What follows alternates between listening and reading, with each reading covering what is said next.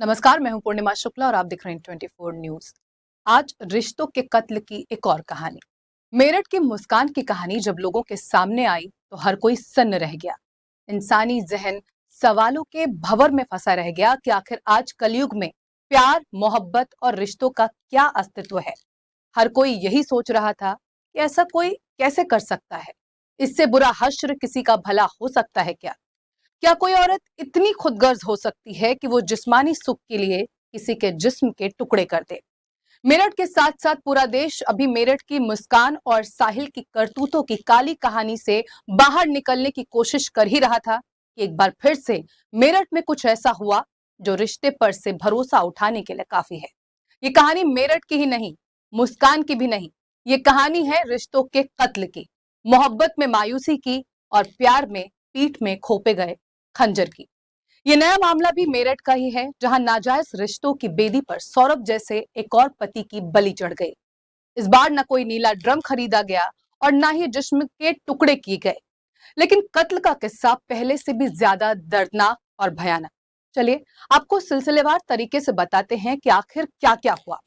12-13 अप्रैल को एक खबर आई कि मेरठ के बस बहसूमा क्षेत्र के अकबरपुर सादात गांव में एक अमित नाम के व्यक्ति की सांप काटने से मौत हो गई, जो पेशे से एक दिहाड़ी मजदूर है और 3 बच्चों का पिता है।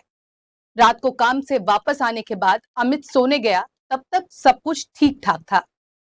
लेकिन कोई कहां जानता था कि अगली सुबह अमित के परिवार पर बेहद मुश्किल गुजरने वाली। सुबह अमित को उसके ही बिस्तर पर मृत पाया गया और अमित के मृत शरीर के नीचे दबा हुआ मिला एक जहरीला सांप। तब हर कोई गमजदा था और हर किसी को लग रहा था कि सर्पदंश की वजह से ही अमित की मौत हो गई है। इस मामले में एक वीडियो भी सामने आया था, जहां बार बार एक सांप अमित को डसता हुआ दिखाई देता है। बहरहाल उन्हीं को कौन टाल सकता है, ये सोचकर अमित के शव को पोस्टमार्टम के लिए भेज दिया जाता है। लेकिन जब पोस्टमार्टम रिपोर्ट सामने आती है तो पर्दाफाश होता है एक ऐसे खूनी साजिश का, जो रची गई अमित की अपनी ही पत्नी उसके प्रेमी के साथ मिलकर अमित को मौत के घाट उतारने की। दरअसल पोस्टमार्टम रिपोर्ट में यह साफ लिखा गया है कि अमित की मौत की असली वजह दम घुटना है, ना कि सांप का जहर। यानी पहले अमित को गला दबाकर मौत के घाट उतारा गया, उसके बाद सांप का इस्तेमाल किया गया इस गंदी साजिश को छुपाने के लिए।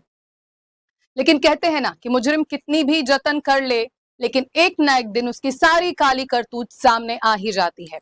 और इस मामले में मुस्कान की तरह रविता की भी सारी की सारी प्लानिंग धरी की धरी रह गई और पुलिस को यह पता लगाने में ज्यादा वक्त नहीं लगा कि आखिर इस मामले की सच्चाई क्या है।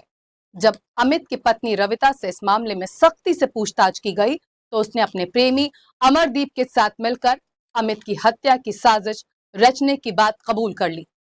घटना वाली रात जब अमित सो रहा था तो पहले रविता ने अपने प्रेमी अमरदीप के साथ मिलकर कथित तौर पर अमित का गला दबाया।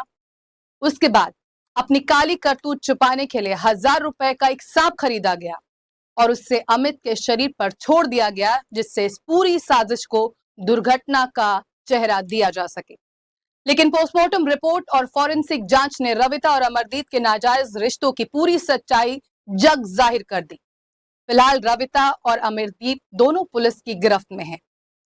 रविता अमरदीप या मुस्कान साहिल, नाम बदले, किरदार बदले। इस बार नीला ड्रम तो नहीं था, पर काली स्याही से लिखी जाने वाली कत्ल की काली कहानी पर जहर के रंग को चढ़ाने की साजिश जरूर थी। एक बार फिर से मेरठ की घटना ने यह साबित कर दिया कि कभी 7 जन्मों तक निभाए जाने वाले रिश्तों की सच्चाई वक्त के साथ बदल चुकी है।